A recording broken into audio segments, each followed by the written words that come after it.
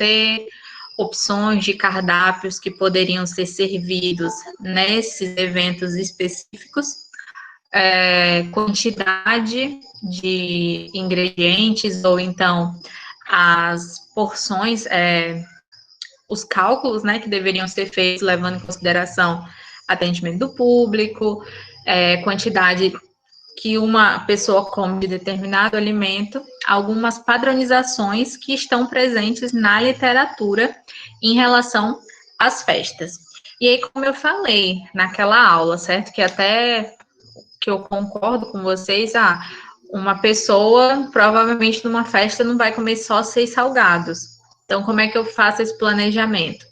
Por mais que seja essa informação que está lá nos manuais, que estão no material de literatura que foi passado para vocês, toda vez que vocês forem projetar quantidade de alimento, sempre lembrem de 2 situações, que pode ter pessoas que faltaram e também podem ter convidados a mais que não estavam previstos no momento que o solicitante procurou vocês para fornecer determinada preparação.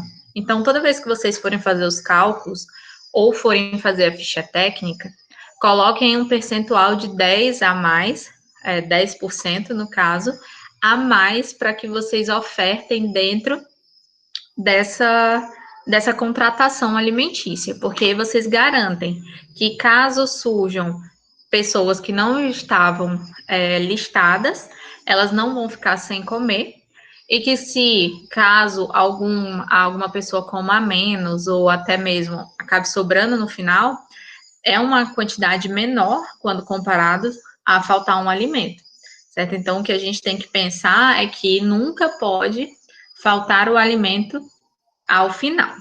Então, hoje a gente vai tratar especificamente de cardápios do tipo restaurante. Na semana passada a gente falou dos eventos, certo? Então, trouxe propostas para vocês de quais os alimentos poderiam ser ofertados. E agora a gente vai trabalhar pelo viés de um restaurante. Então, como que eu monto o cardápio? Quais alimentos é que vão? Qual é a regra que eu tenho que utilizar? Enfim, vamos tentar discutir um pouco mais sobre isso.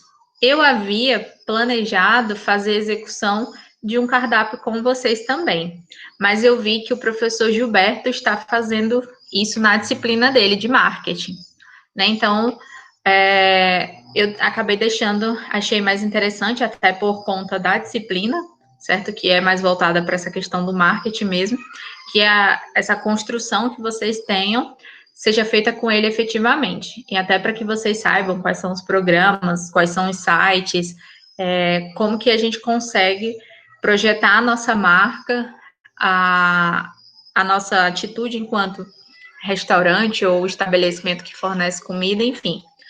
É uma coisa muito pessoal, querendo ou não.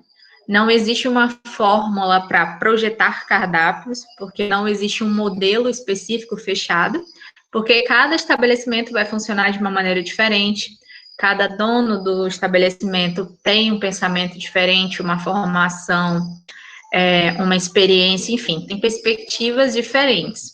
Então, toda vez que a gente discute cardápio, é sempre bom a gente não tentar muito copiar a receita do próximo, porque o que funciona para ele pode não funcionar para a gente quando nós tentamos fazer essa mesma adaptação. Tá? Então, hoje a gente vai finalizar esse assunto trabalhando cardápios mais direcionados para restaurante, que eu acredito até que seja o interesse também da maioria. E antes de a gente começar o nosso assunto, eu até queria que tivessem mais alunos presentes, mas, enfim, eu vou registrar essa informação no Classroom também. Eu vou passar uma atividade para vocês, que vai contar como a avaliação prática da A3 de vocês. Então, por mais que a gente tenha um encontro ainda lá na frente, né, dentro do nosso cronograma e tudo mais, eu já quero dar as instruções para vocês de como vai ser a execução dessa atividade e que vocês estejam cientes que essa atividade é a atividade da A3 de vocês. Mas eu ainda vou passar as instruções, vou colocar a data de entrega, como que vai funcionar, a divisão, tudo certinho. tá? Então, no momento aqui, é só mais para que vocês tomem ciência que a gente vai fazer essa atividade avaliativa, que na verdade vai consistir na criação de um cardápio por parte de vocês, no sentido de estruturar, e aí pode ser por temática ou por evento, enfim, dentro das modalidades do que a gente viu até aqui, certo? Projetando para eu conhecer essa característica de vocês enquanto vendedores, certo? De alimentos. Então, a atividade vai consistir nisso. Eu vou mandar tudo elaborado para vocês, tanto no Classroom quanto no e-mail, já constando a data de entrega para que a gente tenha essa compilação. Mas, de uma maneira geral, vai ser até semana que vem a data da entrega dessa atividade, até quarta. Lembrando que eu tenho que finalizar a nota de vocês das atividades, então, mais uma vez, reiterei ontem, vou reiterar hoje novamente. Quem não fez algumas das atividades que estão no Classroom, ou então a atividade do Slow Food, que tinha a atividade, a ficha técnica e a execução, são três itens aí que estão sendo avaliados, então não fiquem prejudicados, entreguem essa atividade, certo? Bem como também as outras que estão no Classroom, e que é só vocês responderem lá pela plataforma mesmo.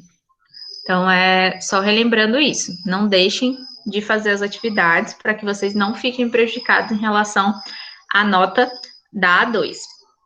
E aí, a atividade que vai ficar dessa disciplina vai ser a formação do cardápio, que a gente vai discutir. Eu vou dando mais informações para vocês, tanto por e-mail, e aí a gente vai conversando na aula também, tá certo?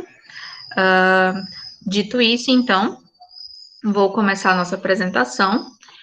Vai ser uma apresentação mais simples, levando em consideração que fazer o gerenciamento de um restaurante acaba se tornando mais simples quando a gente pensa no viés do que escolher. Porque o que eu vou apresentar para vocês vão perceber que, não sei se alguém já foi no nutricionista, por exemplo, e sabe que ele dá uma ficha de substituições, certo? Então, às vezes eu prescrevo lá, como uma tapioca. E aí, paralelo a isso, eu dou uma ficha de substituição, onde você pode comer pão, torrada, enfim, uma quantidade e proporção baseado com essa da tapioca. E aí é justamente o que eu vou passar para vocês. Noções de quais alimentos vão em determinados itens. E dentro disso, vocês podem trabalhar a criatividade de vocês e preparar os pratos, o especial do chefe, as sugestões que vocês acharem que são mais característicos de vocês. Então, existe meio que uma projeção em relação aos alimentos que vão em determinados pontos especificamente. Bom, então, só relembrando uma coisa que a gente já vem discutindo desde lá do início, certo?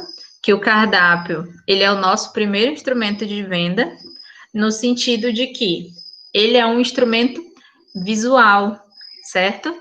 E hoje, a construção do cardápio, ela é muito atrelada ao diferencial do estabelecimento.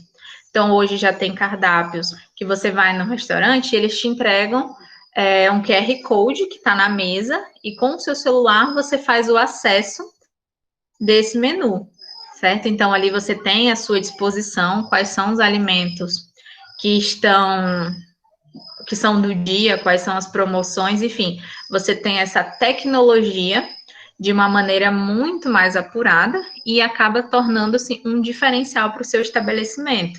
Não é aquele velho cardápio padrão onde está impresso e você vai fazendo a leitura. Uma outra coisa que a gente tem que se preocupar é que, já que esse cardápio ele é um instrumento de venda para o nosso negócio, eu não posso, sob hipótese nenhuma, ter um prato no cardápio que não estava saindo tanto, ou então, enfim, não funciona, naquele dia eu não estou com os ingredientes necessários e resolvo tirá-lo do meu cardápio. E eu não faço a atualização desse cardápio, eu vou lá e ponho uma fita, ou então passo um marcador de texto, enfim, faço algo muito tosco, né, nesse sentido de tentar esconder aquela preparação que não existe mais no meu estabelecimento. Então, tomem cuidado, tentem pensar na projeção de um cardápio que você consiga fazer essa adaptação e atualização de uma maneira mais simples, mais adequada também, que vai facilitar bastante quando vocês estiverem planejando mudar um cardápio. Então, é por isso que é muito importante, as pessoas agora, elas estão investindo muito, né, nessa parte do celular, porque você projeta esse cardápio numa plataforma online e você consegue editá-la a todo momento, porque é só um leitor de QR Code ali e ele projeta tudo. Então, existem os cardápios tradicionais, que ainda são muito utilizados, que você também tem que ter cuidado. E vamos lembrar lá o que eu falei bem no início: evitar aqueles cardápios que são muito extensos, que tem muita informação, que mistura os pratos que estão ali na sessão, tentar fazer uma ordem de sessão em relação a prato principal, entrada, sobremesa, guarnições, enfim, ter esse diferencial que vai ajudar muito no resultado final de vocês, certo? Então, isso vai ajudar muito no final do trabalho. E aí, lembrando, certo, que ele é o nosso instrumento de venda, então a gente tem que ter cuidado em como é que ele é executado. Uma outra coisa é que o cardápio, ele também vai ajudar vocês a mostrar a forma do atendimento que aquele estabelecimento está tendo, no sentido de eu tenho um material adaptado, ou então eu tenho uma preocupação que o cardápio seja acessível para todas as pessoas, ou tenho alguma forma de promover essa acessibilidade para o cardápio que eu estou ofertando, além de mostrar também como que o meu trabalho é executado. Porque às vezes a gente tem um cardápio que é muito simplista, então isso acaba dificultando até para o cliente entender como que é gerenciado o meu negócio, ou como que eu estou ofertando determinado tipo de preparação, qual é o cuidado que eu estou tendo dentro do meu estabelecimento. Então, isso vai refletir diretamente. Um cardápio que não é bem planejado mostra uma desorganização por parte do proprietário, que não teve um cuidado de design gráfico, nem de projeção, correção de erros ortográficos que poderiam ser evitados. Então, tudo isso tem que ser levado em consideração também, para que no final das contas, certo, esse meu trabalho ele não seja efetivamente prejudicado. E aí, como outro ponto, a gente também tem a situação de ter a necessidade, certo, de dimensionar o nosso recurso humano. E aí, quando eu falo de recurso humano, diretamente como que eu tenho os meus colaboradores, quais são as funções dele dentro do meu estabelecimento, a maneira que eu posso melhorar o trabalho através de, enfim, né, orientação de colocar mais pessoas para executar as preparações dentro da cozinha, ou então dispor elas no saguão, enfim, eu vou ter esse dimensionamento, não ter pessoas demais para trabalhos de menos, e isso vai acabar gerando um prejuízo para mim em termos de lucro, certo? Porque se eu tenho um trabalhador que ele está ocioso, no sentido de não ter uma função estabelecida para ele, então isso também vai me causar um prejuízo, um ônus. E aí, como a gente também já viu, né, o cardápio ele vai conseguir adequar a quantidade de materiais que eu preciso, porque aí eu sei que se em nenhum momento dentro da minha cozinha eu preciso de leite ou creme de leite, por exemplo, para que eu vou tê-lo dentro da minha despensa, certo? Então, eu consigo me organizar para comprar todos os materiais, tanto em relação à produção, como também os utensílios e instrumentos que eu possa precisar para fazer determinadas preparações. Então, isso vai estar ali muito correlacionado. Além disso, também vai me ajudar nos custos, pensar e projetar se vai ter promoção, se o período, a sazonalidade vai me auxiliar na compra e na aquisição do meu material. enfim. E como que eu vou fazer esse controle de dispensa do que está saindo, do que está entrando, e aí eu consigo ter um controle total e efetivo, porque eu tenho um cardápio bem planejado. Por trás dele tem uma ficha técnica e na organização dele ele vai estar bem distribuído. E dessa maneira eu consigo padronizar, certo? E é por isso que a gente aqui se empenhou tanto para que vocês tentassem compreender a importância da ficha técnica, a sua execução e quais são os benefícios dela quando você tem um produto ali pronto, onde você consegue verificar a lista de ingredientes que você precisa, a quantidade que é necessária, o preço pelo qual ele saiu ou custou aquela determinada preparação, e a partir de então saber como que eu vou executar da maneira padrão, padronizada, uniformizada esse alimento ou essa preparação, certo? E aí eu tenho esse controle e toda vez que o fulano ou o beltrano ou o ciclano forem comer, eles vão receber o mesmo tipo de preparação, porque você conseguiu padronizar os cuidados. Então, quando a gente pensa no cardápio, não é só você escrever quais são as preparações que você tem no seu estabelecimento. Você tem que projetar, pensar além e como que o cliente vai receber esse cardápio, ele vai visualizar esse cardápio.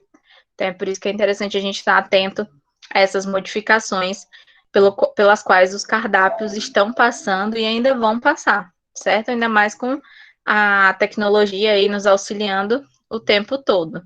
Hoje é muito comum também nas redes sociais a gente trabalhar com cardápio. Então, quando a gente pensa em fazer a projeção dos nossos produtos nas redes sociais, primeiro a gente tem que lembrar que é sempre importante a gente divulgar os nossos preços, certo? Porque não há nada mais inconveniente do que ter o cliente ali, quanto custa? Quanto custa? E aí a empresa ou o servidor não está ali respondendo, dando um feedback, ou então pedir, manda no inbox. Isso você perde muito cliente, porque às vezes eles não querem esse contato, certo? Eles querem saber se eles têm o dinheiro para pagar aquele determinado produto que você está oferecendo, porque se você tiver, ele já vai fechar negócio ali.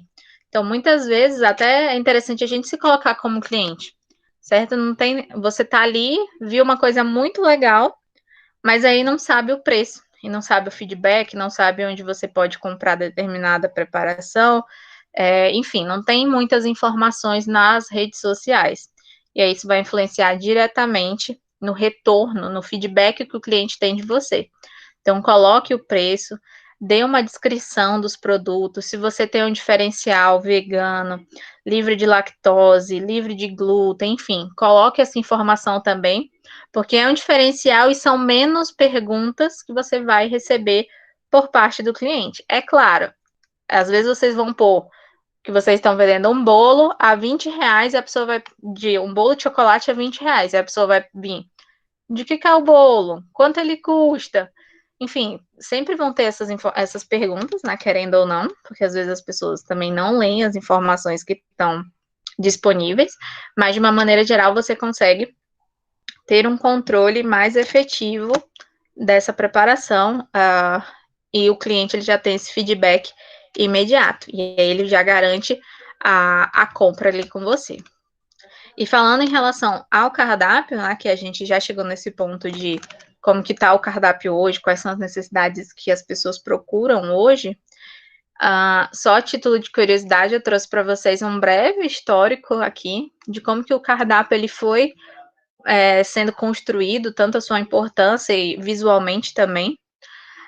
Os primeiros cardápios que se tem conhecimento, certo? E aí vem lá da Europa, era muito característico que as pessoas que serviam a preparação, elas tivessem todo o seu cardápio, todo o seu menu de memória, decorado. Então, eles sabiam o prato, qual era a preparação, o que ia, o que não podia ser inserido, quais eram as sugestões, os preços, enfim, tudo isso de cabeça. Não era ofertado nada visual para o cliente. Você chegava no estabelecimento e aí o garçom começava a dizer para vocês qual eram as preparações que tinham naquele dia. Isso era interessante porque era muito comum nessa época, e alguns estabelecimentos ainda fazem adesão desse tipo de informação, que aí você consegue mudar o seu cardápio. Então, se eu tenho um cardápio no meu estabelecimento, em que na segunda-feira eu tenho uma segunda-feira livre de carnes, por exemplo. Então, segunda eu sei que as minhas preparações vão ser diferentes. Na terça e na sexta eu faço preparações totalmente diferentes. Então, eu consigo modificar meu cardápio sem ter o prejuízo de visualmente eu ter que gerar um cardápio impresso que custa mais leva um custo maior para ter uma modificação. E aí, depois disso, a gente vem para os cartazes que são bem característicos de Paris, né? Os cartazes parisienses, onde são afixados as preparações que existem naquele restaurante, ou então as melhores ofertas, as melhores opções, preparações daquele estabelecimento em lousas, certo? Nesses quadros que estão à frente do restaurante. Então, você não tem aquela situação de o cliente ter que entrar, visualizar o cardápio, identificar que às vezes não é um cardápio que está condizente com os gostos que ele tem, e aí ele tem que sair do estabelecimento, porque, enfim, a proposta não atendeu ao que ele achava que seria. Então, isso beneficia muito. É bem interessante. Hoje, esse tipo de cardápio ainda é utilizado, certo? É muito comum, principalmente quando a gente está em cidades que são turísticas, né? Eu acho que é uma característica assim principal, porque eles põem as ofertas do dia, preparações que te chamam a curiosidade e te atraem para que você vá lá e conheça o estabelecimento, né? Que você entre. Porque isso é muito mais cômodo, por exemplo, do que esse outro exemplo aqui, que é o final, que é hoje muito comum. Que, enfim, aqui no Acre não é tão comum, certo? Mas aí para fora é muito tradicional. Existem aquelas pessoas que vão passando com panfleto do estabelecimento, mas tem essas pessoas também que levam com elas o cardápio que está sendo ofertado, que ofertas do dia, enfim, fazer uma divulgação, você chama, porque não necessariamente essas pessoas precisam ficar na frente do estabelecimento, elas podem ficar na redondeza ali, e da mesma forma eles vão chamar o público para conhecer aquele determinado estabelecimento. E a maneira mais padrão do que a gente tem hoje são aquelas onde o garçom traz o cardápio para você. Você tem um momento para visualizar. Se você já é um cliente recorrente, você já pode solicitar o prato que você usualmente consome. Ou então você pode pedir a sugestão desse funcionário, e aí ele consegue te indicar o que, que sai mais, o que, que é interessante que você experimente, certo? Porque a gente sabe que tem cliente que vai lá no restaurante e sempre vai pedir a mesma coisa, porque ele gosta daquela preparação, daquela forma. E aí é uma forma até de o garçom te estimular a conhecer novos pratos, que seria como se fosse uma sugestão do dia, mas que vai mudar conforme o cliente, porque é uma orientação dada pelo garçom. E tem muitas pessoas que gostam disso. O que que você me recomenda hoje? Hoje é um momento especial, eu estou comemorando, me formei, casei, enfim. Então, eu consigo ter um diferencial para sair daquela rotina de ir no estabelecimento e pedir sempre a mesma coisa repetidamente. Então, querendo ou não, essa forma onde os cardápios eles foram mudando ao longo dos tempos, e aí hoje em dia a gente já está nesse ponto que eu havia falado, de os cardápios estarem online, que é muito mais fácil, as pessoas já visualizam, tanto nas redes sociais quanto pelo QR Code também, por exemplo. Então, é uma maneira também de você ter atratividade, mostrar que você é um estabelecimento atualizado, enfim, que você está se preocupando pela maneira da qual o cliente vai chegar para você. Certo? Alguma dúvida até aqui?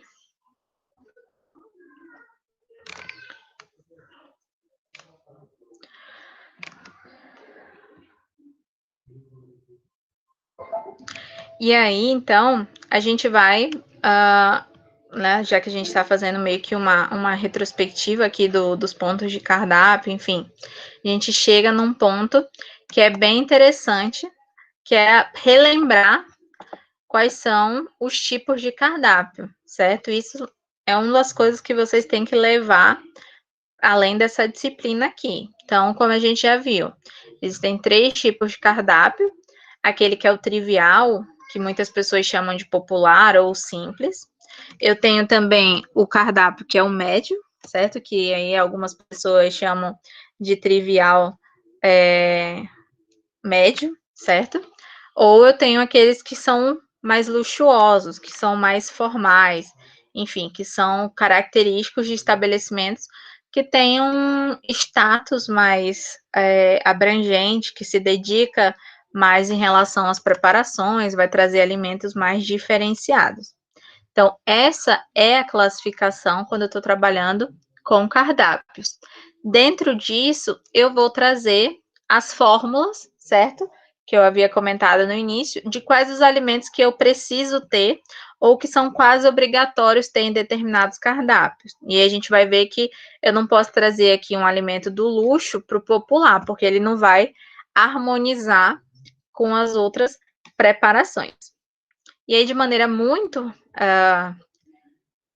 breve, eu trouxe aqui para vocês essa tabela, que é uma proporção que geralmente os restaurantes utilizam para calcular quanto que você vai distribuir dentro da sua preparação, dentro do seu cardápio, de determinados alimentos. E aí aqui é principalmente das proteínas. Senão você chega no estabelecimento e às vezes só tem um tipo de proteína ou então um tipo de preparação, e aí o cliente ele fica um pouco até sem escolhas, pelo sentido de não saber ou não ficar agradado, né, com os alimentos que foram escolhidos pelo aquele estabelecimento. Então, de uma maneira geral, e isso é interessante que vocês registrem para vocês. Quando eu vou planejar o meu cardápio, quando eu estou falando de cardápio popular e o médio, certo? Então, o trivial e o intermediário, eu tenho que ter disponível no meu cardápio de carne bovina, ou seja, né, boi, 35% do total do meu cardápio. Então, pelo menos 35% do meu cardápio tem que estar voltado para carne do tipo bovina. Já no meu formal, esse percentual aumenta um pouquinho, ele vai para 40%. E aí, quando eu for mostrar as preparações do tipo formal, vocês vão perceber que é um cardápio que exige muito das carnes, das proteínas, principalmente aquelas que têm um alto valor nutricional, uma preparação mais diferenciada, enfim, é por isso que o percentual dele é um pouco mais aumentado. A gente também tem as aves, certo? E aí a ave a gente sabe que também é muito consumida, principalmente quando a gente pensa em aqueles estabelecimentos que estão vendendo comida self-service, por exemplo. Então, percebam que toda vez que a gente vai nesse tipo de restaurante, tem mais de um tipo de carne, não tem só carne bovina. Ele geralmente tem suíno, aves, bovino, enfim, pescado também. Isso garante que você tenha essa diversidade, onde o cliente possa escolher, porque você calculou o percentual que deveria ter do cardápio. Então, a aves, quando comparado ao bovino, ela é um pouco menor, então só 25%. E aí, quando eu falo de aves, né, eu tenho um exemplo peru, frango, enfim. Para o popular em médio. Para o formal, esse percentual ele diminui. Então, percebam que, ao contrário da carne bovina, em que o formal é maior, e até mesmo o popular, nas aves, o popular ele é bem maior quando comparado ao formal. Até porque no formal não é todo tipo de ave que vai ser servida, certo? Então, eu vou dar um destaque ao frango, ao peru, ao pato, enfim, preparações que vão ter um sabor mais diferenciado também. E aí a gente vem para outro grupo, o suíno. Vou calcular 10% dele. Por que 10%? porque muitas pessoas acabam não comendo suíno, certo? Tem pessoas que têm restrições alimentares ou Sueli, restrições tem como repetir religiosas. de novo? Oi, Tem como repetir tenho. de novo, que Aqui é tem do uma hora que suíno. falhou. É, do A suíno. do suíno, É, beleza. porque Bom, teve que falhou na hora. tá, não, repito, tranquilo. O suíno, percebam que ele vai ser bem menor. E aí, por que que esse valor é menor? Porque existe uma restrição bem maior em relação a suínos. Tem pessoas que não comem, certo? Comem proteína, carne de todas as formas, mas não comem o porco. Além disso, eu tenho aquelas pessoas que, por motivos religiosos, também são impedidos de comer carne suína. Então, eu vou calcular ali só 10% dessa minha preparação. Dentro de um cardápio, vocês vão perceber, quando a gente for falar de exemplos de pratos que podem estar presentes, que ele quase não aparece. Então, quando a gente vai no self-service, por exemplo, né, que aí já que é o percentual para popular em médio, ele vai muito aparecer ali numa costelinha, praticamente, e é uma quantidade bem menor quando comparado às opções de bovino e de aves que eu tenho dentro do meu cardápio. Então, essa projeção ela é mais baixa justamente porque é um consumo menor quando comparado ao bovino, que é o que a gente acaba mais consumindo, certo? A exceção, é claro, das pessoas que não consomem carne vermelha. E é o mesmo percentual para o formal. A diferença é que no meu cardápio popular, eu vou dar prioridade ao pernil e costela, principalmente a costela, que tende a ser uma carne que agrada mais. A maior parte das pessoas que eu conheço que gostam de suíno relatam que a parte preferida é a costela. Então, ali tem a gordura, tem a carne, então isso tem o atrativo para a parte do suíno. Mas quando eu vou para o formal, eu já vou dar prioridade a outros cortes, em especial o lombo. A costela vai ser preparada de um jeito diferente. E o pernil também, que a gente no dia a dia acaba não consumindo tanto, certo? Acaba sendo um pedaço, uma parte do suíno que é mais consumida, tipo, em festa de final de ano, Natal, Ano Novo, enfim, por conta da preparação também. O pescado, a gente coloca ali o mesmo percentual de suíno, 10%, e dá preferência às partes que são mais nobres. O filé, certo? Até para que eu garanta que essa pessoa vai consumir mais a carne mesmo e não tenha a preocupação de estar tirando espinha, enfim. Partes do peixe que não tenham um gosto específico. Aqui a gente vai pensando em acre, né? É mais voltada para os peixes, mas se eu estou num restaurante em outra localidade, próximo ao litoral, enfim, eu também vou utilizar esse percentual para os frutos do mar também. Então, além do filé, eu vou fazer as postas, que também é o queridinho, e aí eu posso transformar essas postas de várias formas dentro da minha preparação. Para o formal, eu já tenho um aumento desse percentual, porque é uma carne considerada mais nobre também, certo? E aí eu vou dar prioridade, por exemplo, a polvo, bacalhau, lagosta, pescados que são mais elaborados, que são até mesmo mais sofisticados. Então, temos a víscera também, e aí eu particularmente acho que o percentual que é apresentado, ele ainda é até alto, quando comparado com o que a gente vê nos restaurantes. Você tem que dispor de 10%, mas tem restaurante que nem sequer coloca víscera, ou então coloca víscera em um dia da semana só. E o que eu mais vejo é o fígado acebolado, certo? Que é uma das preparações que é bem comum, ou a dobradinha. A língua eu acho que é muito mais específica de determinados restaurantes, mas o que eu sempre vejo é o fígado e a dobradinha. E no formal isso cai ainda mais, vai para 5%. E como ele é considerado para o cardápio formal mais como se fosse uma iguaria, eu vou utilizar realmente as partes ali que são mais iguarias mesmos. Então, língua e o fígado. E o embutido, certo? Por mais que ele não seja muito tradicional também, né? Mas enfim, a gente considera mesmo valor, 10%, quando eu falo de salsicha, linguiça, enfim.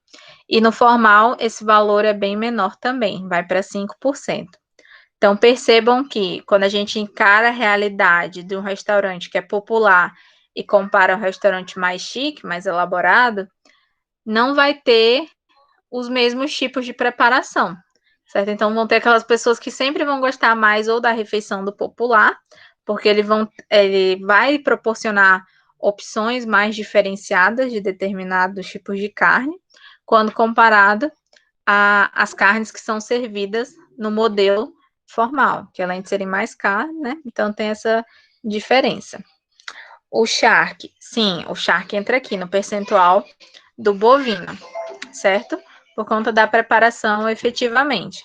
E aí ele vai ser adicionado tanto aqui, como ele também pode ir lá para o processo das leguminosas, certo? Muitas pessoas acabam utilizando o charque para temperar feijoada, o feijão tradicional, enfim, para dar esse gosto a mais para outros alimentos. Então, ele também entra aqui no cálculo.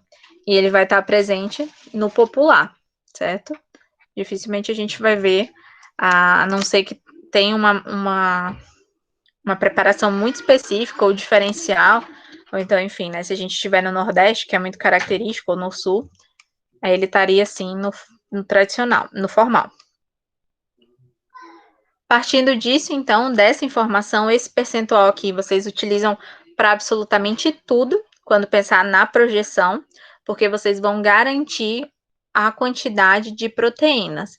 E aí, depois que vocês garantirem a proteína, que é o que as pessoas mais procuram, vocês vão distribuindo conforme vocês forem achando do orçamento e do que é interessante de acompanhamento, de guarnição, enfim, vocês vão distribuindo. O cálculo específico, ele vem em cima da proteína, porque dos outros itens, fica muito a critério das opções que o restaurante vai dar, porque nem sempre ele vai sugerir sobremesas, acompanhamento, guarnição, enfim, mas a proteína obrigatoriamente vai estar presente dentro desse meu cardápio. Então, já que a gente está falando de cardápio, agora a gente começa a falar dos exemplos de montagens que vocês podem adotar quando vão construir um cardápio. E aí, relembrando que esse meu cardápio ele pode ser dividido em até 6 itens. O prato principal, a entrada, guarnição, acompanhamento, sobremesa e bebidas. A gente já falou sobre isso também, mas é importante relembrar quais são esses itens. Então, quando eu falo de prato principal, lembrar, né? Relembrar que eu estou falando de proteína, independente de ser proteína animal ou vegetal. Então, eu posso ter um estabelecimento que vai se preocupar em ter todas essas quantidades de proteínas, e para além disso, eu também vou ter uma opção vegana. Então, eu vou ter soja, enfim, vou ter outras preparações que vão garantir essa quantidade de proteína. Mas, de maneira geral, o meu prato principal ele tem que ter proteína. Não posso colocar como prato principal uma macarronada sem nenhuma carne, certo? Então, eu tenho que ter obrigatoriamente proteínas aqui. Já na minha entrada, o que é comum e como entrada? Hortaliças, cruas ou cozidas, sopas, caldos, enfim, preparações que vocês percebem que não vão interferir na quantidade que você vai comer depois quando chegar ao prato principal. São entradas mais leves, menores em tamanhos e que vão só abrir o seu paladar, justamente para eu ter o passo a passo aqui, conseguir consumir caso eu queira todo o cardápio que tem. De guarnição, eu vou ter hortaliças também, dependendo da preparação. Muitas vezes, por exemplo, aí para fora a gente vai pedir peixe. Muitos estabelecimentos, eles não vão, enfim, tipo São Paulo, você pede peixe, são poucos os locais que eles vão te trazer arroz de acompanhamento, de guarnição. Eles vão ali te trazer um aspargo, uma batata, uma cenoura, enfim. São preparações à base de hortaliças que eles vão utilizar como guarnição desse meu prato principal. Pode também trazer as massas e, em alguns casos, farofas, certo? Mas de maneira muito mais rara.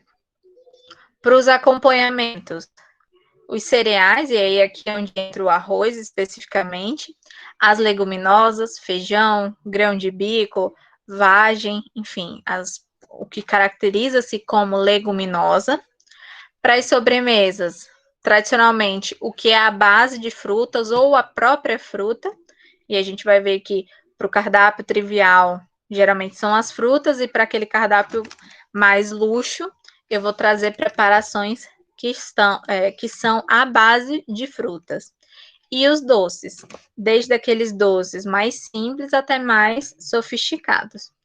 E as bebidas, certo? Que são consumidas, que podem ser a oferta do cardápio. Então, eu posso ter uma opção só de vinhos ou cervejas, álcool, drinks, refrigerante, enfim, isso vai diferenciando conforme o meu estabelecimento. E aí, muitas vezes, a gente acaba encontrando também cardápios que não constam sobremesas. É claro, é um pouco mais raro, mas enfim, não é a proposta do estabelecimento, ele é mais em relação aos pratos principais. E aí, às vezes, ele não tem sobremesa.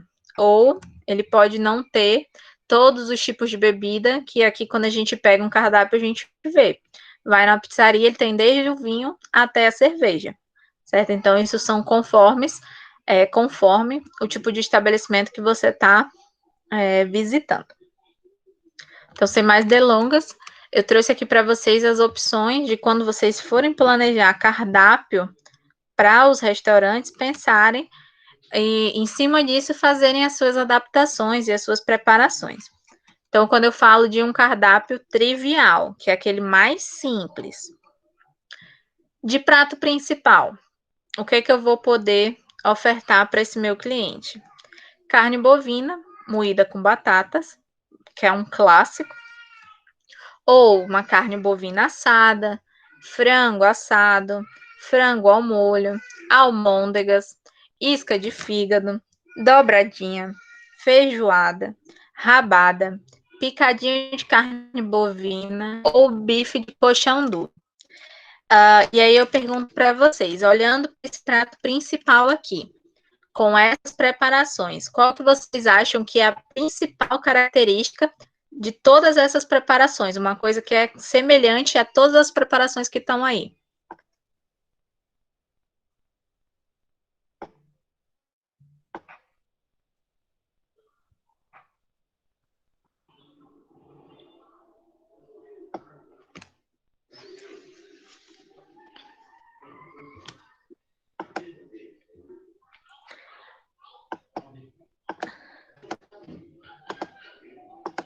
Além do bovino.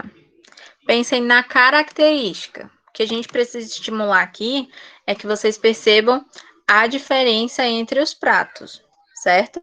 Porque senão vocês vão acabar construindo um cardápio que é projetado para um restaurante self-service e que vocês trazem um prato que é do luxo. E aí ele não vai fazer parte, ele não vai ser tão aceito. Então, a característica, dentre tudo aqui, além de ser a maior parte do bovino, qual é a característica principal dentro desses pratos?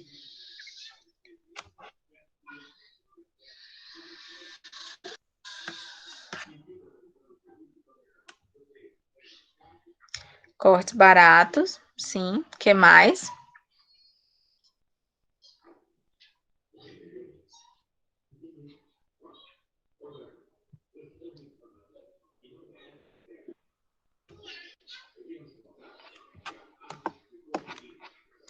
Exatamente, preparações que são mais simples.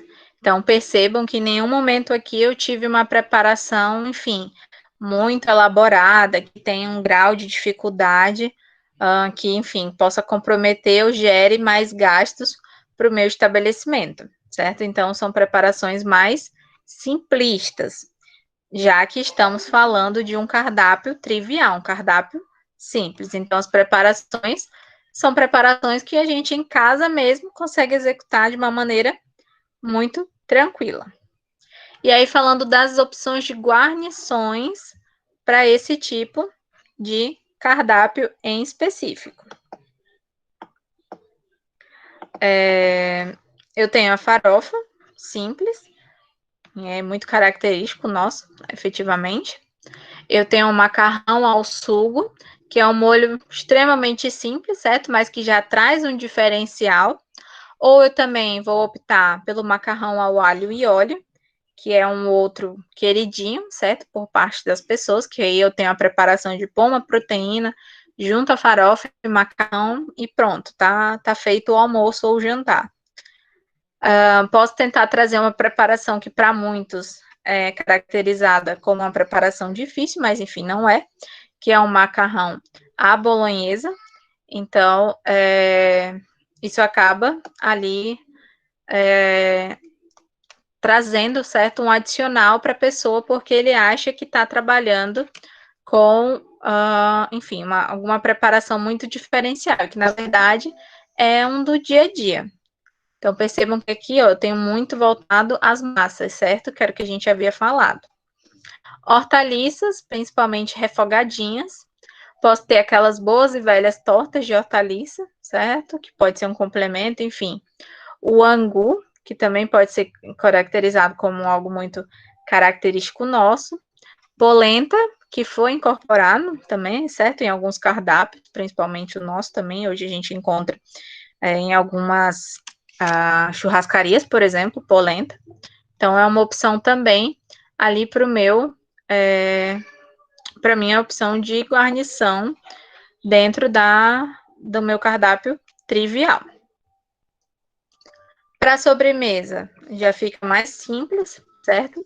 Vou ofertar, se o meu restaurante projetar sobremesas, principalmente as frutas que ou valorizem a região onde eu estou tendo o planejamento do meu cardápio, ou então aquelas que têm uma proteção a mais, enfim, que eu posso utilizar numa outra preparação, enfim, ter esse controle mais adequado. Então, a banana, laranja, melancia, tangerina, que são mais consumidas de uma maneira geral. Posso ter aqui também um mamão, certo? Ou um melão, dependendo de como que está o meu estabelecimento. Trazer a opção, desculpa, de gelatina também. E aí a gelatina, ela acaba...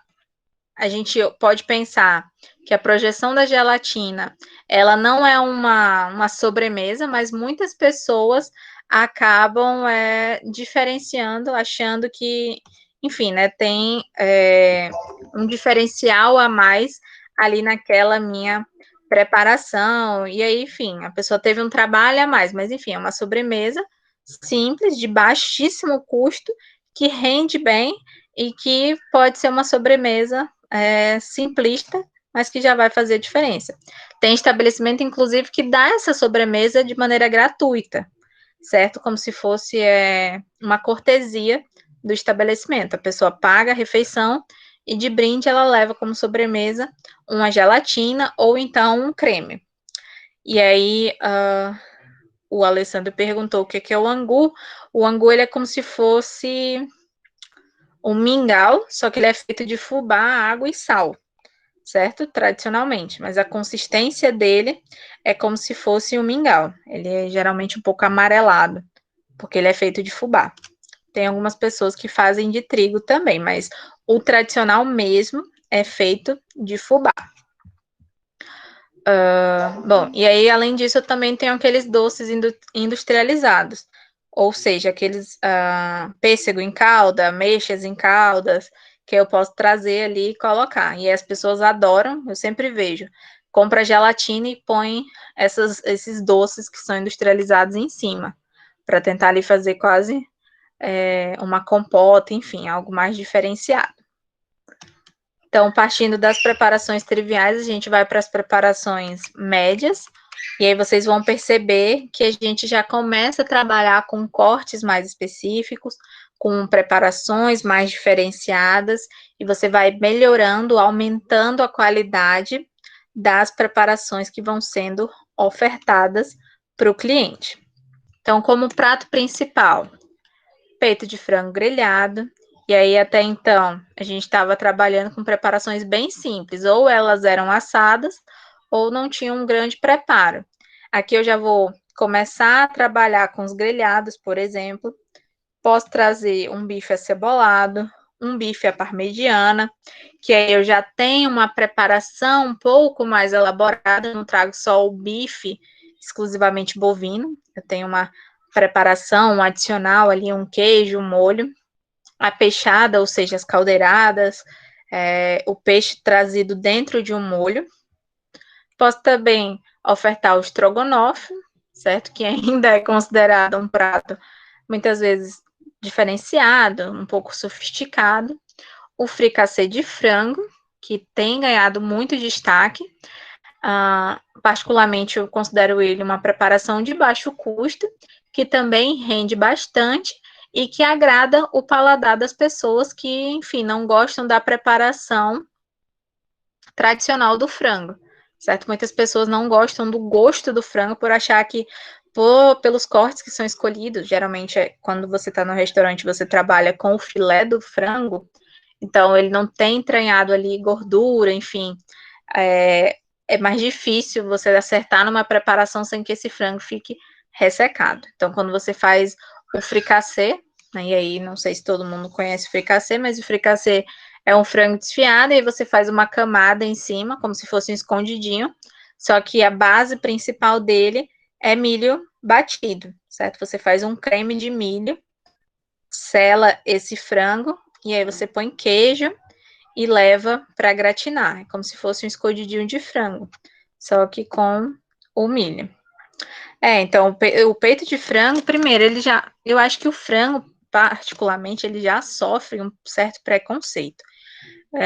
Na minha área, especificamente, as pessoas quando veem frango, elas falam assim, mas eu não tô doente, porque como ela é uma carne magra, certo? Então, muitas pessoas não gostam de comê-la porque já associam com o período, enfim, que teve doente, teve que fazer um caldo de frango, ou porque ela não tem suculência, e as pessoas gostam da gordura ali entranhada na carne bovina, e eles têm uma retratação muito difícil. Então, é interessante, se eu for ofertar um frango, eu dar preferência a esse tipo de preparação. Se eu colocar entre um peito de frango grelhado ou um estrogonofe fricassê, esses outros dois aqui vão ter uma saída bem maior. E aí, em alguns casos, eu também posso trazer aqui o suíno, certo? Que a gente planejou lá na frente, lá atrás. Trazer um lombo assado, por exemplo. As guarnições. E aí, percebam também a diferença. A guarnição aqui do trivial, ela era bem simplista, meio que a gente faz ali na correria do dia a dia. Para o médio, eu já vou ter um diferencial. Vou trazer um soufflé, certo? Que aí já exige uma outra preparação, tem um cuidado, particularmente é uma preparação que, se você não tem um contato, uma técnica específica, tem tudo para dar errado, né? Então, enfim, mas muitas pessoas acabam colocando dentro dos seus estabelecimentos os soufflés também, porque é uma opção. Então, eu posso trazer soufflé de cenoura, soufflé de chuchu, o soufflé de queijo, que é um diferencial a mais, certo? Posso trazer também o macarrão à bolonhesa, e aí percebam que aqui vão ser sempre macarrão mais úmidos, certo? Com molhos, alguns molhos mais elaborados, molho branco, o pomodoro, enfim, vou trazer um macarrão mais cremoso, e não só o macarrão ao alho e óleo, que está na guarnição do prato simples. Vou ter um diferencial. Então, percebam que eu ainda não estou trazendo alimentos que são extremamente luxuosos, caros, enfim, de alto custo, de altas preparações, mas eu já estou trabalhando mais os alimentos que eu estava trabalhando. Trazer as hortaliças também, refogadinhas, e aí aqui eu trago hortaliças um pouco mais caras, ponho um brócolis, que é um diferencial a mais, enfim, vou trazer algumas peças para agregar mais valor para esse meu cardápio, e aí ele não fica um cardápio muito simplista. E também trazer tortas salgadas, certo? Tortas de sardinha, de atum, de preparações industrializadas mesmo, mas Posso também trazer torta de frango, enfim, que é um diferencial e que já mostra, como eu havia falado, um cuidado a mais no planejamento das preparações. A sobremesa muda completamente de parâmetro. Então, até então, eu tinha as frutas propriamente ditas ou os produtos mais industrializados. Aqui, eu ainda permaneço com os doces em calda, certo? Tem muitas pessoas que gostam desses doces, né, efetivamente.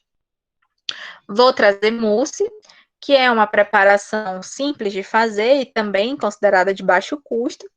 Posso trazer bolos, pudins, gelatinas mais elaboradas. E o que seriam essas gelatinas mais elaboradas? Aquela gelatina que todo mundo sabe fazer, certo? Você faz a preparação tradicional da gelatina e adiciona um caldo, creme de leite, leite condensado. E aí tem as pessoas que fazem aquela gelatina bicolor, que tem várias, fica bem colorido. Enfim, mas ele tem essa cremosidade da gelatina. Tem as pessoas que fazem o creme e aí embaixo fica só a gelatina, então ficam como se fossem 2 camadas de gelatina.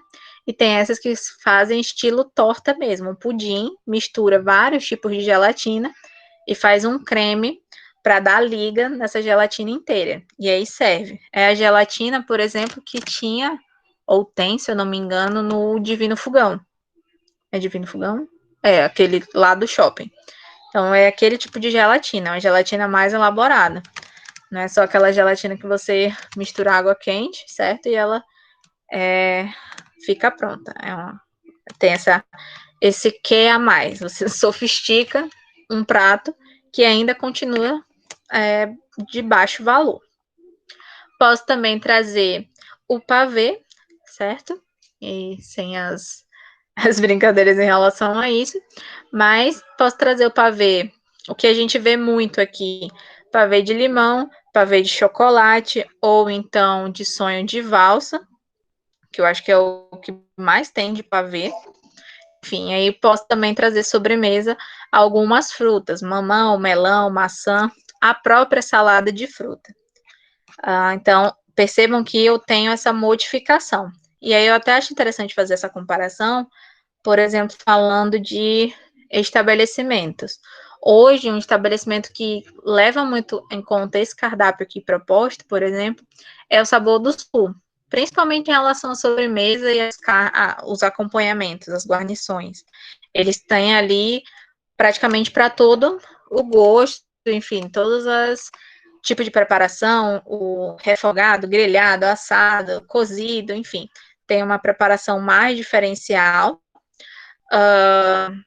O Amarelinho, que é um outro estabelecimento também, ele teria um cardápio mais voltado para o trivial, enfim. Então, ele atende públicos diferenciados, mas também tem essa garantia, certo, de eu poder ir nesses estabelecimentos diferenciados e ter a certeza de que eu vou comer preparações diferentes e que vão agradar muito. E a gente percebe também no público o característico. Então, tem as pessoas ali que trabalham perto e não fazem alimentação nesses estabelecimentos, preferem andar um pouco mais, enfim, sair no carro para outro estabelecimento, procurando algo mais sofisticado, certo? Então, eu tenho, pensando na estratégia do meu estabelecimento, qual é o cardápio que eu vou propor.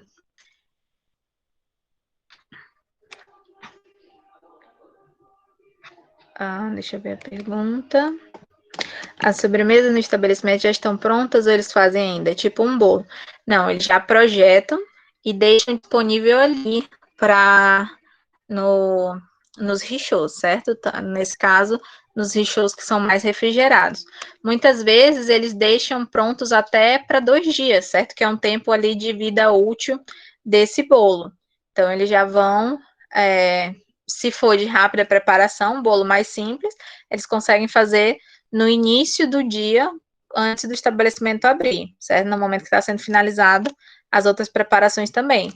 Mas doces e alguns outros tipos de bolo, você já consegue deixar até o que vai estar na amostra e o outro, caso acabe, você consiga fazer a reposição imediata. E aí, geralmente, as pessoas deixam ali 2 dias, que é o tempo máximo para vender esse tipo de produto.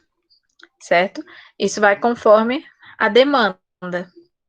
E aí hoje também o que é muito comum em alguns restaurantes, além dessas sobremesas, eles também têm aquelas opções das sobremesas mais geladas, certo? Então eles trazem os sorvetes especificamente, tem aquele carrinho ali, ou da Kibon, ou dos picolés de sorvete aqui mais regional, e também torna-se um atrativo para a sobremesa, porque você, enfim, pode dar uma diversificada quando se trata da sobremesa, não é só o que o estabelecimento tem para oferecer.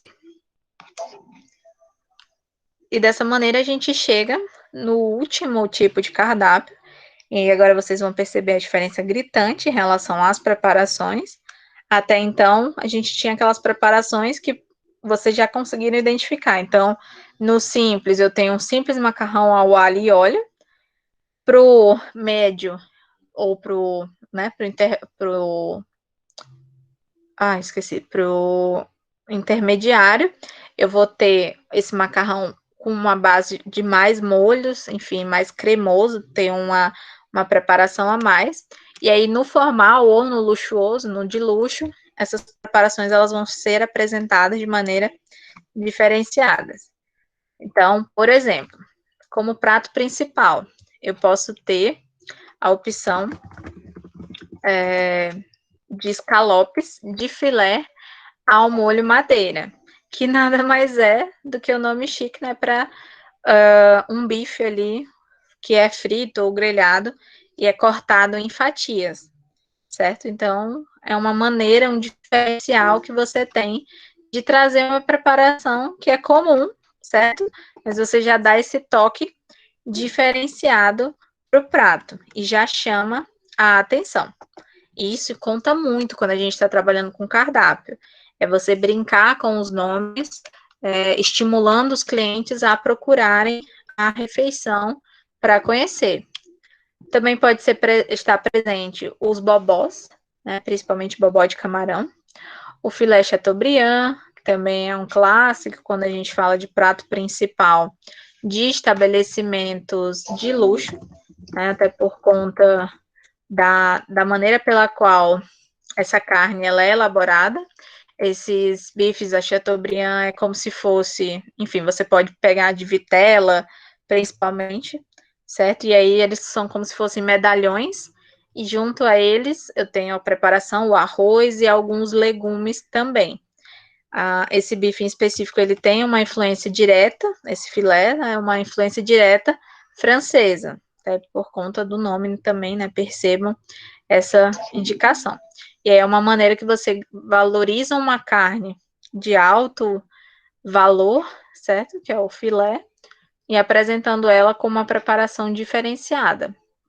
Posso também trazer peixes que são de maneira um pouco mais sofisticadas também, como por exemplo o filé do salmão grelhado, onde eu vou investir bastante em especiarias, na preparação, vou fazer uns envelopinhos com esse salmão, o alecrim, azeite, o sal, fecho ali, deixo uma vaporizada e ofereço esse salmão de um jeito totalmente diferente do que se tivesse um salmão no cardápio popular, ele seria ali frito, certo? Frito, no máximo por uma cebola, enfim, é ofertado.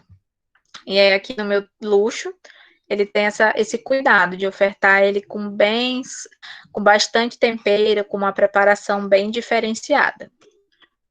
Também tem o frango com aspargos, e aí percebam que a partir de agora, o acompanhamento desses pratos já traz e deixa claro o diferencial quando a gente fala do preço também.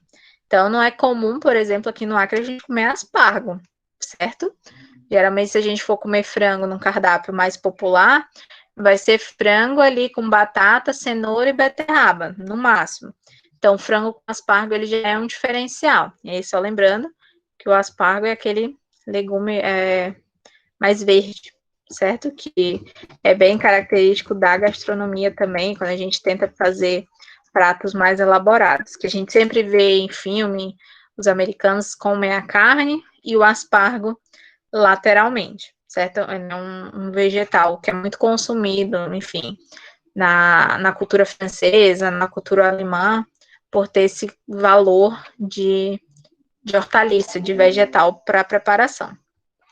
Tenho a língua ao molho, então percebam que, como eu falei, as vísceras para o cardápio de luxo, ela tem um quesito muito de iguaria. Então, ele traz um diferencial para a maneira pela qual esse meu prato vai ser trabalhado. Então, quando a gente assiste até mesmo esses programas de culinária, de alimentação, a gente vê que quando eles falam de vísceras, é sempre uma iguaria, é sempre um prato que tem que ter cuidado na preparação, você tem que trazer sabor, porque senão ele não dá a estrela efetiva que essas vísceras precisam. E muitas vezes, quando a gente fala de víscera, principalmente de fígado, por exemplo, no prato popular, é uma carne muito rejeitada. Nem todo mundo come fígado, certo? Porque acha ruim, enfim, porque não vê a qualidade desse tipo de proteína também. E aí, uma outra opção é o pato ao molho de laranja. Então, eu trago uma diferença aqui. Se eu trouxesse essa mesma proteína para um prato simples ou intermediário, seria um pato ao molho de tucupi, que é bem regional, certo? E que também faz muito sucesso. Mas aí aqui eu utilizo outro ingrediente para ser adstringente, certo? Do pato. A gente sabe que o pato, para quem já comeu pato, ele tem uma característica bem forte, um gosto mais forte quando comparado a um frango, por exemplo. Então, aí eu trago esse contraste. Então, de maneira geral, percebam até aqui que quando eu estou falando de proteínas, eu vou trabalhar sempre com os mesmos tipos de proteína, certo? Porque existem só uma classificação inerente de cardápio, mas a preparação ela vai mudando. Então, no mais simples, eu vou trazer preparações mais simples, de baixo valor, de maneira fácil para ser executado, e à medida que o meu cardápio ele vai melhorando, sendo incrementado, eu vou trazendo preparações mais sofisticadas, que requerem mais técnicas, que requerem um preparo mais específico.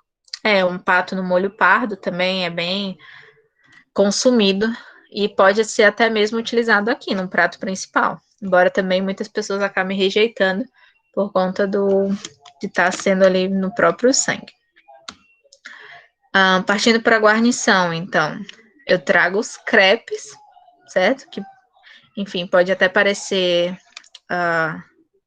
alheio aqui por vir como guarnição, mas que ele também pode ser uma opção que a gente pode aderir dentro do nosso cardápio. As tortas também, mas aí aqui eu não vou mais servir a torta com sardinha, ou torta de azeitona, ou hortaliças. Vou usar os ingredientes que são mais sofisticados, que vão trazer um sabor a mais. Por exemplo, o alho poró. Vou trazer preparações com cogumelo, ou simplesmente os tipos de cogumelos que existem, salteados, grelhados, enfim, para acompanhar também a minha preparação. Mais uma vez, os soufflés, e aí eu trago, percebam que o soufflé, ele não aparece no cardápio simples, mas a partir do médio ele já está presente, porque o soufflé, ele é uma preparação que, como eu havia dito, existe a chance, certo, de dar certo, mas ele também pode dar errado, porque a preparação dele é cuidadosa, você tem que ter a técnica específica, e se você já domina essa técnica, é muito simples de você fazer um soufflé, mas ao contrário, ele pode solar ali, ele fecha e não tem a altura, o ponto específico, certo, para ser atingido. Vou trazer massas também, mas preferencialmente com frutos do mar, mais característicos, ali uma paella, por exemplo, se fosse algo mais temático. Trazer castanhas para minha preparação, para guarnição, farinha de castanha, então ela mesmo, por ter uma alta fonte de gordura, de lipídios. Os queijos também podem vir como guarnição.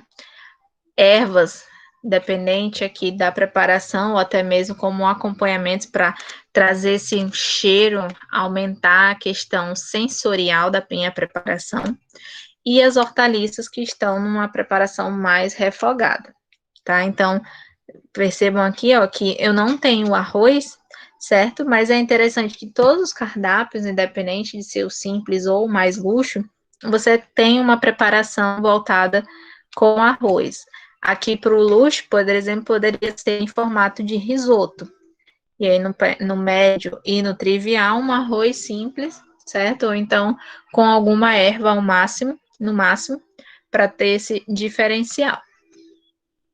E as sobremesas, tortas de morango, tortas saborizadas, diferenciadas, os cremes, que são essas outras preparações, certo? Que a gente pode utilizar com as frutas, o kiwi, pêssego, cereja, amora, manga, frutas que normalmente a gente não consumiria ou não vê nos cardápios populares. Posso também aqui trazer morango, por exemplo, preparar essas sobremesas mais requintadas, certo?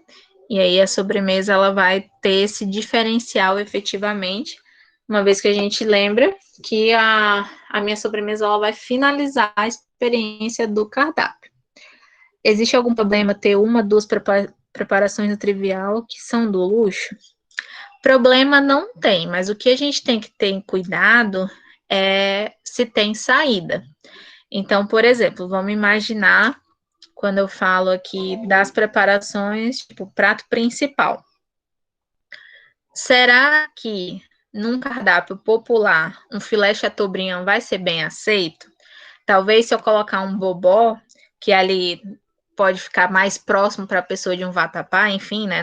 Não tem uma comparação específica, mas vamos tentar comparar com o vatapá, ele pode ter uma adesão maior do que se eu colocar, enfim, uma língua ao molho. O pato aqui, ele teria uma aceitação maior se eu colocasse ou ao molho pardo, como o Reginaldo havia dito, ou no tucupi, que é mais tradicional, certo? Não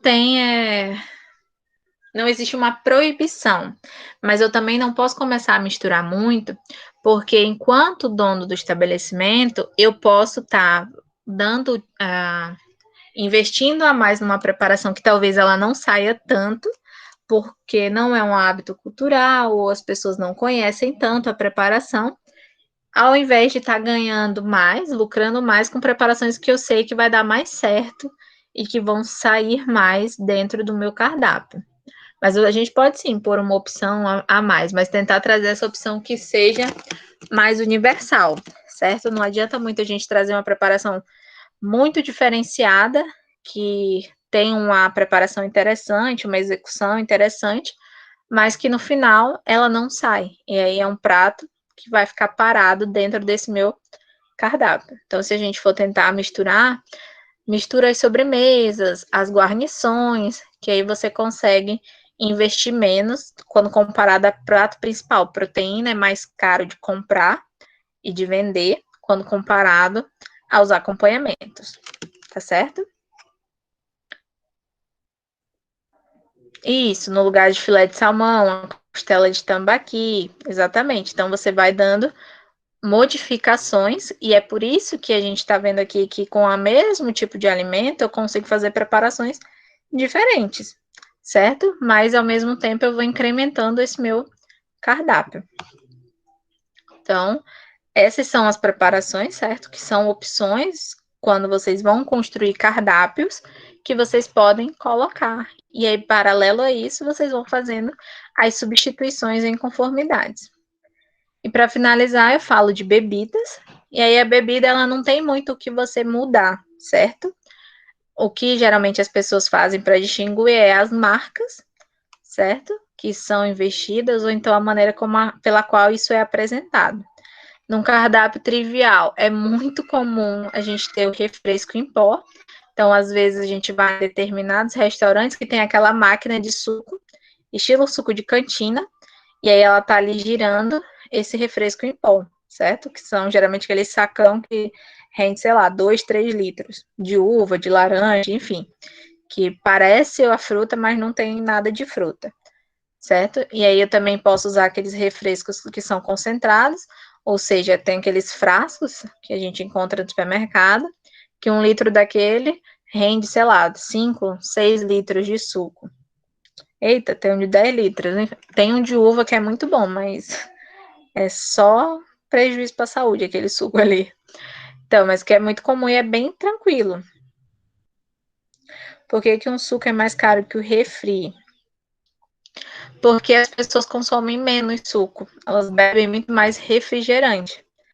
Então, acaba que as pessoas abaixam mais o valor do refrigerante, que é repassado para os empresários e para os donos do estabelecimento de maneira mais barata do que uma fruta. Então, assim, em casa mesmo, se você for comprar uma polpa, ou aquelas polpas que são vendidas no comércio, um saco de polpa que tem 4, 6 polpas vai custar uns 7, 8 reais o saco. E aí ele rende muito pouco. Se você paga 7, 8 reais numa Coca-Cola de 2 litros, você tem um volume bem maior, certo? Então as pessoas acabam investindo mais, porque o consumo de refrigerantes e de produtos industrializados é maior quando comparado aos produtos mais naturais. Isso. Não, também bebem mais por conta do suco. Eu também acho que realmente é bem mais caro. Um suco de laranja, hoje em dia, basicamente, a gente não consegue mais tomar, porque tá quase 10 reais o suco, né? Então, as pessoas acabam preferindo tomar um refrigerante porque elas ainda dividem ali entre si. Mas isso está refletindo muito nas nossas escolhas também, certo? Mesmo que tem cantos que o suco, a bebida é um pouco mais em conta, ainda assim as pessoas preferem beber o refrigerante por conta da influência, enfim. E isso vai demandar muito mais o consumo. Posso também trazer as polpas regionais, certo? Que é o que a gente estava conversando até então, e ofertar a água também. Tem estabelecimento que oferta água de maneira gratuita, certo? Sem ser aquela de torneira, enfim, a água mineral mesmo, mas oferta de maneira gratuita. Para o cardápio médio, refrescos e os sucos, aí aqui eu vou dar preferência realmente para os sucos que são da fruta, água e o refrigerante. E o luxo, vou trazer o suco especificamente da fruta, suco de morango, suco de limão, suco de tomate, enfim, sucos mais diferenciados, a água, refrigerantes de alta qualidade, vinhos, tem uma carta de vinhos, tem uma carta específica para bebida, por exemplo, e eu tenho esse diferencial, certo? Então, o que vai mudar muito em relação a custo-benefício, e aí como eu havia falado, aqueles potinhos, a embalagem de suco pronto, em pó, enfim, sei lá, R$ 1, 1,50 e rende muito.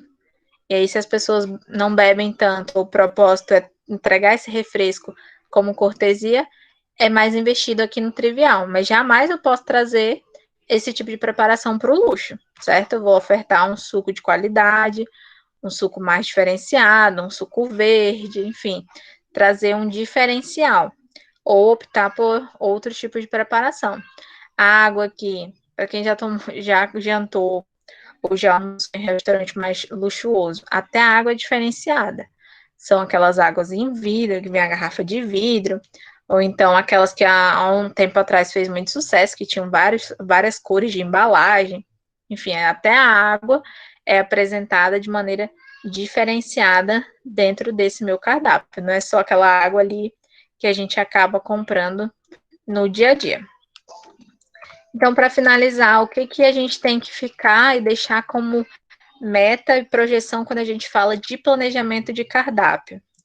Eu sempre, enquanto dono do meu estabelecimento, ou estou projetando vender algum tipo de alimento, eu tenho que ter um momento para planejar, fazer o meu cálculo de custos, como que eu vou fazer o meu preço adequado. Então, existem muitos cálculos. Geralmente, as pessoas vão fazendo esse orçamento na prática, efetivamente, mas eu sempre recomendo que você pegue todos os custos que a gente já trabalhou, que são aqueles custos fixos, variáveis, vá adicionando ele numa planilha, divida pelo mês.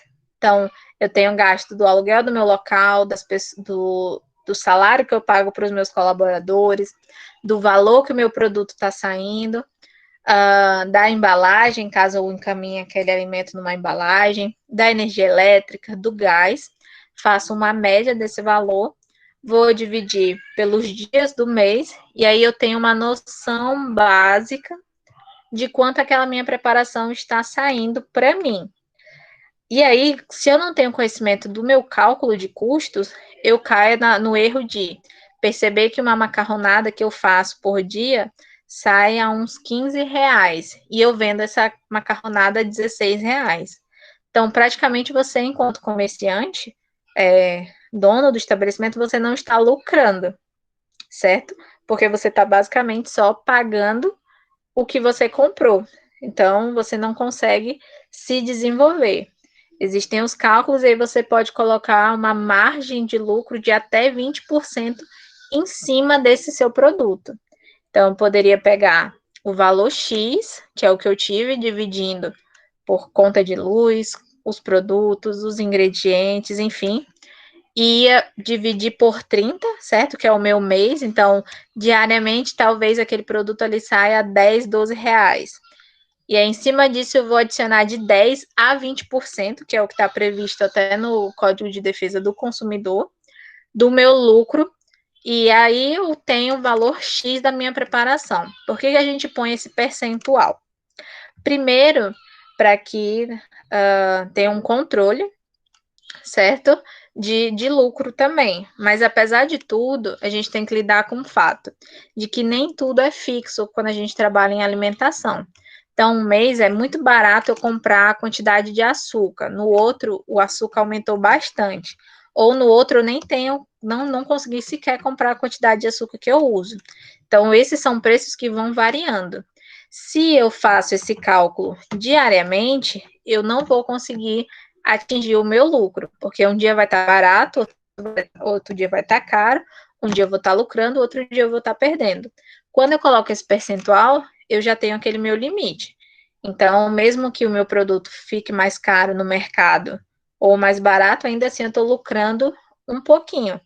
Se eu coloco só o preço fixo, fazendo a divisão dos meus custos totais, eu só vou pagar o que eu estou produzindo. É quase como se você estivesse trabalhando para ganhar dinheiro. Ganhando dinheiro e gastando ao mesmo tempo. Você não gera uma renda. Então, querendo ou não, quando a gente pensa no estabelecimento, a gente está pensando no lucro do dono. Feito esses cálculos, eu vou planejar o meu cardápio, fazer ficha técnica, me planejar, executar, ver como que eu posso fazer a preparação da maneira mais adequada, mais econômica, mais prática e que dê certo, sem prejudicar a qualidade dessa minha preparação.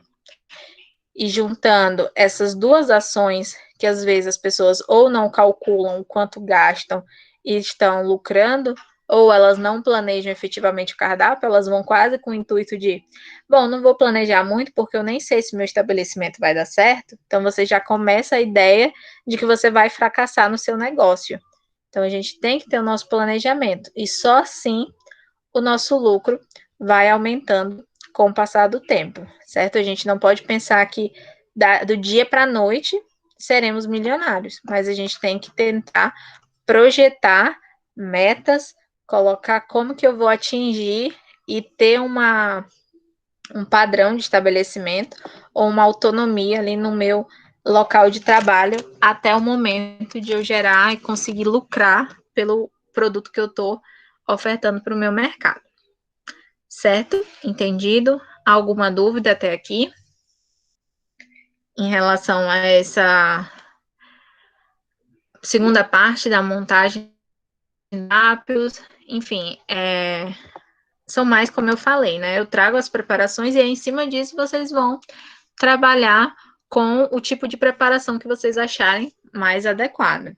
E isso, como eu falei, o cardápio ele é um item muito individual. Então, vocês podem ter o mesmo estabelecimento no sentido de comercializarem o mesmo tipo de produto, mas as preparações serem apresentadas de maneira diferenciadas e terem ingredientes diferenciados também. Então, acaba que a gente trabalha aqui mais como um referencial para montar o cardápio final e ter sucesso no nosso negócio, que é o nosso ponto chave. Certo? Então, se ninguém tem mais dúvidas, vou fazer aqui a chamada de vocês. Alessandro. Presente. Ok. Ana. Antes de sair, por favor, aguardem que eu vou só dar o último aviso, tá? Ana.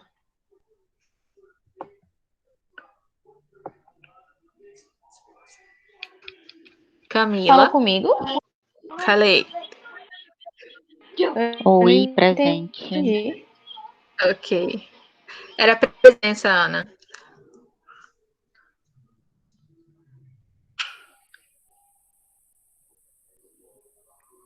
Camila, presente. Daniela. Danilo. Presente. Edilson. Ok. Israele. Presente. Marcelo. Ok. Maria.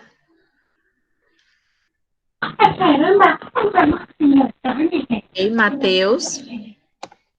Presente. Moisés. Presente. Ok. Natan. Ok. Newton. Presente, professora. Ok. Reginaldo. Presente. Tá bem, Reginaldo? Você ficou tão caladinho hoje, não quis participar? Tá com raiva, é? Garganta tá inflamadíssima. Por isso que eu não entrei nem ontem na aula, fiquei só. Vim assistir a aula hoje à tarde, que eu vi a sua aula. Essa outra parte que eu tinha perdido. Tomar um chá aí pra melhorar a garganta. Eu tô no Mudança de clima. antibiótico e hoje fui pro posto uma injeção. Melhoras. Juan. Presente. Thaleson. Presente. Tainá. Presente. Tiago. Presente, professor. Úrsula. Presente. Ok, gente, então era isso que eu tinha para compartilhar com vocês, certo? Eu até queria, nesses últimos minutinhos aqui, só relembrar, façam as atividades do Classroom. Vou mandar no e-mail de vocês a orientação da atividade de cardápio de finalização, valendo os 3 pontos de prova prática de vocês. Vou dar as orientações, data de entrega, enfim, tudo mais. E antes de a gente finalizar, como essa é praticamente, em termos de conteúdo, a nossa última aula, eu queria abrir esse momento para que, enfim, o Juan, a Úrsula, o Moisés, enfim, os meninos que eu sei que trabalham diretamente com alimentação, fizessem um comentário de como é que vocês planejam o cardápio de vocês, enfim, se vocês têm esse controle de lucro, do que vocês gastam, se vocês não têm, estão aprendendo agora, como é que vocês estão gerenciando essa parte do negócio de vocês. Queria que, se possível, vocês fizessem essa interação aqui, até para a gente trocar um pouco de conhecimento também, de maneira bem breve.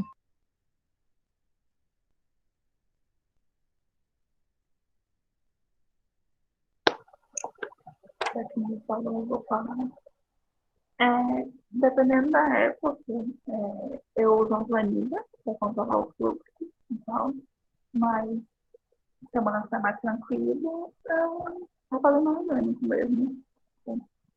Sei que eu vou ter uma parte ali que é de comprar o que eu preciso, e uma parte também do que eu vou receber eu vou reinvestir em materiais. E cardápio, não se exaltar, né? Fazer o que eu tenho domínio, para também não perder o controle. Entendi. Beleza, então, obrigada. E Juan, Moisés, como que vocês gerenciam de vocês? Pode falar. Na realidade, eu já tenho um cardápio praticamente fixo, né? Então, a questão dos ingredientes, eu já tenho uma base, né? de gasto e uma base de lucro. Não uso ficha, é só no tradicional olhômetro, né? Mas na realidade eu não me prejudica em momento nenhum, porque eu já tenho essa base, né? Eu já sei o que eu compro, a compra da semana, todinho. Essa base já tem essa base fixa mesmo na cabeça.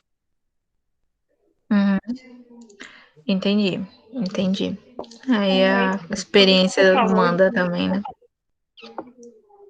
tudo que você falou de Oi? variação de preço, eu acho que é bem interessante quando a gente está fazendo orçamento de um produto, colocar ali uma porcentagem que é dessa variação, né? Porque por algumas semanas eu estava comprando leite condensado a 4,50. Aí do nada tá 3,50. Eu tava comprando açúcar a 3. Aí já tá 2,50 de novo.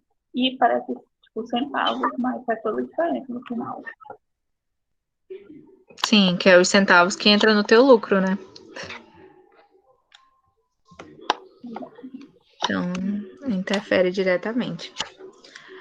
Bom, então, era isso que eu queria, tipo, só pra gente encerrar, né, o assunto especificamente, porque é muito que vocês vão ver aqui na teoria, enfim, a necessidade, fazer os cálculos, ter a projeção, mas quando você vai trabalhando efetivamente, você vai dominando a técnica, é como o seu Moisés falou, você simplesmente entende isso, tem toda essa planilha, né, teoricamente na sua cabeça, sabe os lucros, onde comprar, como calcular, enfim, você não precisa pôr no papel, porque a praticidade no dia a dia ali já vai contando muito.